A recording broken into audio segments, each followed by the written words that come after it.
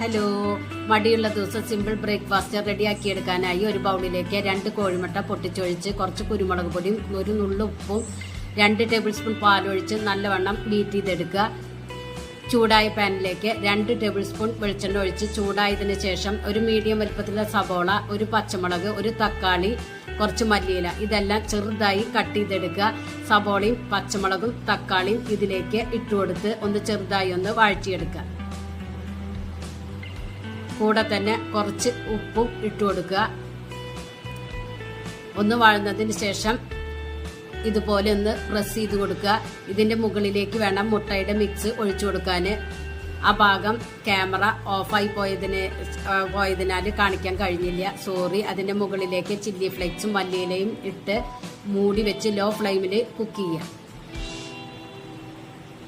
നമ്മുടെ simple breakfast ഇവിടെ ready ആയിട്ടുണ്ട്. എല്ലാവരും ഒന്ന് ട്രൈ ചെയ്ത് നോക്കി ഫീഡ്ബാക്ക് അറിയിക്കുക. നിങ്ങൾക്ക് ഈ ചാനൽ ഇഷ്ടമാവുകയാണെങ്കിൽ പ്ലീസ് ഒന്ന് സബ്സ്ക്രൈബ് ചെയ്ത് ലൈക്ക് ചെയ്ത് ബെല്ലൈക്കൻ ഒന്ന് അമർത്തുക.